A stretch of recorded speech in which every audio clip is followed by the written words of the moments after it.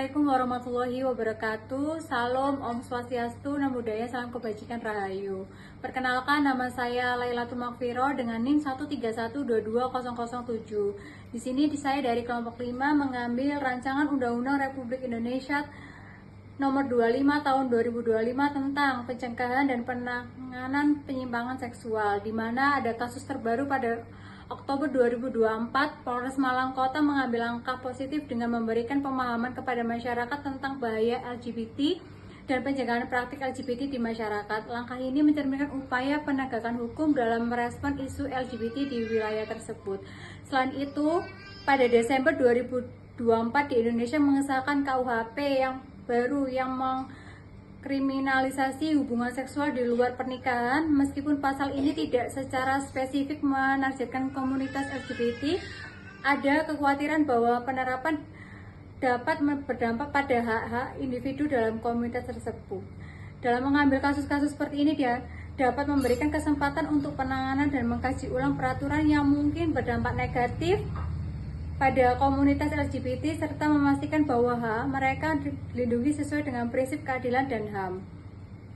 Di mana di dalam pasal 1 dalam Undang-Undang Republik Indonesia Nomor 25 Tahun 2025 tentang pencegahan dan penanganan penyimpangan seksual di pasal 1 yaitu yang dimana perilaku yang bertentangan dengan norma, aturan, dan nilai-nilai yang berlaku di masyarakat. Penyimpangan dapat berupa tindakan, perbuatan, dan tanggapan seorang terhadap lingkungan, serta pemerasan pikiran, ketertarikan, dan perilaku yang berkaitan dengan seksualitas.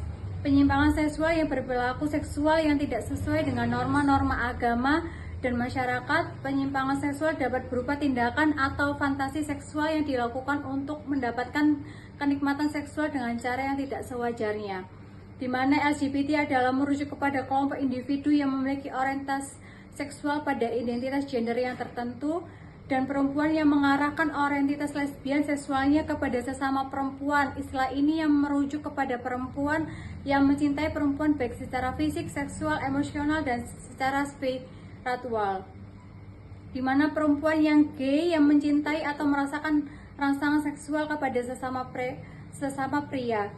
Ketertarikan romantis dan ketertarikan seksual, kebiasaan seksual kepada pria merupakan wanita, dan di mana ada transgender, yaitu orang yang memiliki identitas transgender atau ekspresi gender yang berbeda dengan seksnya yang ditunjukkan saat lahir. Perkenalkan, nama saya Degi Oktavianto dengan NIM 131.100.173 yang akan mempresentasikan tentang undang-undang tentang pencegahan dan penanganan penyimpangan seksual yang telah kami buat pada kelompok 5, yaitu pasal 2 Undang-Undang tentang pencegahan dan penanganan penyimpangan seksual berasaskan yang pertama ada asas ketuhanan yang Maha Esa, asas perkawinan antara laki-laki dan perempuan, asas ketertiban dalam masyarakat, dan asas kesehatan organ seksual.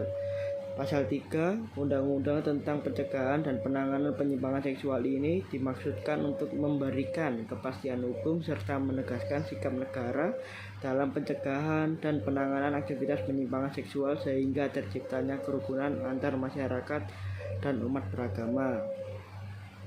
Oke, alasan kelompok kami memilih undang-undang tersebut adalah karena undang-undang tersebut didasarkan pada kebutuhan untuk memberikan penekanan yang jelas terhadap dua aspek utama, yaitu ada pencegahan dan penanganan. Pasal ini mencerminkan pendekatan komprehensif yang mencakup langkah-langkah proaktif untuk mencegah terjadinya penyimpangan seksual serta prosedur yang efektif untuk menangani kasus yang terjadi, termasuk perlindungan korban, penghukuman pelaku, dan rehabilitasi sosial. Pasal tersebut juga menegaskan fokus terhadap undang-undang dalam menjaga tatanan moral dan melindungi masyarakat dari dampak perilaku seksual yang menyimpang. Undang-undang ini kami ciptakan agar untuk melindungi hak asasi manusia dan mencegah terjadinya kejahatan seksual, memberikan kepastian hukum, serta menjamin perlindungan dan pemulihan bagi korban.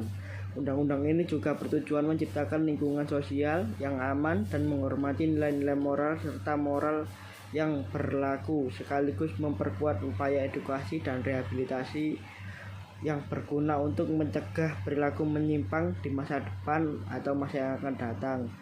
Dengan adanya undang-undang yang komprehensif, masyarakat akan lebih terlindungi dan langkah preventif serta rehabilitatif dapat dilakukan secara efektif dan dapat diterapkan oleh masyarakat dengan mudah.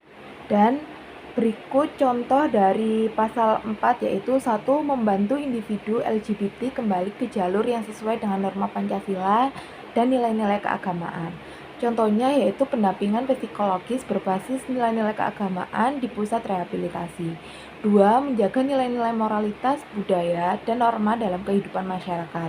Yaitu contohnya bersosialisasi nilai-nilai moral di sekolah melalui kegiatan ekstrakurikuler atau seminar. 3. Yaitu melindungi generasi muda dari paparan aktivitas dan pemikiran tentang penyimpangan seksual, yaitu contohnya pemblokiran situs-situs yang dianggap menyebarkan informasi yang bertentangan dengan nilai moral. 4. Yaitu memberi kepastian hukum kepada masyarakat mengenai penyimpangan seksual, yaitu contohnya pelaporan aktivitas penyimpangan seksual kepada pihak-pihak yang berwenang dengan perlindungan identitas pelapor. Ya, pasal ini dirancang untuk menjadi dasar dalam penyeimbangan antara perlindungan moral masyarakat dan penghormatan terhadap hak asasi manusia sesuai dengan norma yang berlaku di Indonesia.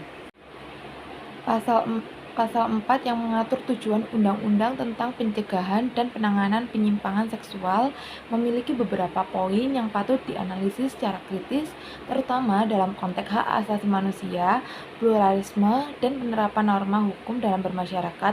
Berikut ulasannya.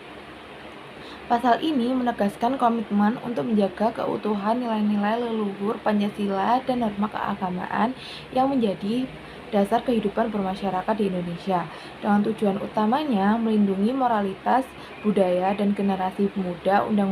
Undang-undang ini hadir sebagai upaya preventif dan solutif untuk menciptakan masyarakat yang harmonis dan beretika. Melalui kepastian hukum, pasal ini memastikan bahwa penyimpangan seksual ditangani dengan pendekatan yang tepat demi kebaikan bersama dan masa depan bangsa. Assalamualaikum warahmatullahi wabarakatuh. Perkenalkan, nama saya Iqbal Effendi, NIM 13122000212. Dalam pasal 5 ini menekankan kewajiban pemerintah dalam menyediakan program pembinaan bagi individu yang terlibat dalam perilaku penyimpangan seksual melalui pendekatan yang holistik, termasuk konseling, edukasi kesehatan reproduksi, pelatihan keterampilan hidup, serta rehabilitasi. Selain itu, kerjasama dengan lembaga terkait juga menjadi bagian penting dari pelaksanaan program tersebut untuk menjamin kesuksesan dan keberlanjutan pembinaan. Perkenalkan, nama saya Sedam Husin dengan NIM 131220080. Pasal 6 tersebut sepertinya merujuk pada Undang-Undang Nomor 16 Tahun 2019 tentang penyelesaian pendidikan, namun untuk konteks yang tepat saya akan memperluaskan informasi lebih lanjut tentang pasal ini. Berikut adalah penjelasan umum. 1. Organisasi keagamaan. 2. Organisasi kepercayaan. 3. Lembaga pendidikan ideologi Pancasila. 4. Lembaga kemasyarakatan dan adat etika. 5. Kementerian Kesehatan. Perkenalkan, saya Aryana Herawati, NIM 13121000213. Di sini saya akan membahas pasal 7, 8, dan 9 pada undang-undang kami. Pasal 7 mengingat tujuan kerjasama antar lembaga adalah untuk yang pertama menyediakan program pembinaan dan rehabilitasi bagi individu yang teridentifikasi mengalami penyimpangan seksual. Yang kedua, menekan penyebaran penyakit menular seperti virus HIV, sifilis, dan yang lain-lain. Yang ketiga, yang C, mencegah perilaku yang mungkin terjadi pada individu LGBT seperti ketidakseimbangan perilaku akibat tekanan psikologis. Untuk yang poin D, memberi pemahaman kepada masyarakat mengenai penyimpangan seksual. Untuk sanksi administratif dibahas pada pasal 8, yaitu setiap orang yang dengan sengaja mempromosikan atau menghasut untuk melakukan penyimpangan seksual yang dapat membahayakan generasi muda pada saat ini akan dikenakan sanksi administratif berupa yang poin A adalah peringatan tertulis, yang poin B adalah denda administratif, yang poin C adalah penghentian kegiatan. Untuk yang poin kedua, dalam hal perbuatan sebagaimana dimaksud pada ayat 1 dilakukan melalui media sosial atau media elektronik, pemerintah dapat memblokir akses terhadap konten yang bersangkutan sesuai dengan peraturan perundang-undangan. Untuk yang sanksi pidana ada di pasal 9 yang berisi yaitu setiap pelanggaran atas undang-undang ini yang mengakibatkan kerugian pada orang lain dapat dikenakan sanksi pidana sesuai dengan ketentuan hukum pidana yang berlaku pada saat ini. Terima kasih. Wassalamualaikum warahmatullahi wabarakatuh.